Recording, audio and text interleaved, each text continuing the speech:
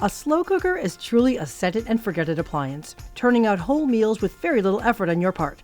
Consumer Reports home and food editor Perry Santanacho explains the options you'll find when shopping for one.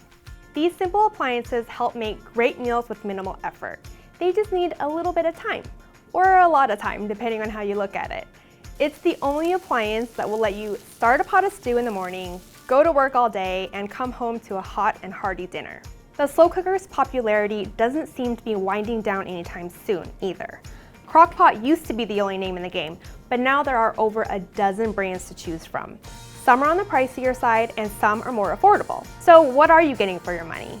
The slow cookers we tested range from $30 to nearly $200, but we found the best performers cost between $70 and $100.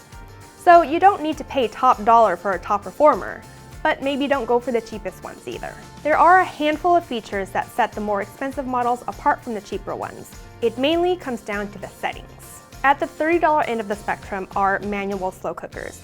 These ones are pretty much plug-and-play appliances. You have the option of high heat, low heat, maybe a keep warm setting. There's no timer, and the cooker is not going to stop cooking until you manually turn it off. Now, at a higher price point, you're truly getting a set-it-and-forget-it experience. Programmable slow cookers allow for more flexibility, such as delayed start function, timed cooking that automatically switches to the keep warm setting, and some even have the ability to brown your meats and vegetables directly in the slow cooker. This is a really nice feature. Browning is something you should be doing anyway to enhance the flavors of your soups and stews. With most models, you would have to dirty another pan on the stove, but being able to do it directly in your slow cooker is a big plus. Another great feature you might see are these temperature probes.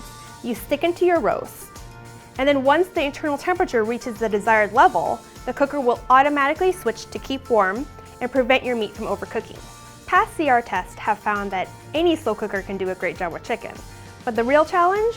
Beef stew with potatoes and carrots. We put each slow cooker to the test to see how tender and flavorful it could get the stew on high heat for 5 hours and then on low heat for 8 hours. It turns out the more expensive models don't necessarily cook better than the cheap ones. They're just more convenient. In our test, a $30 slow cooker turned out beef stew just as tasty as a $100 model did.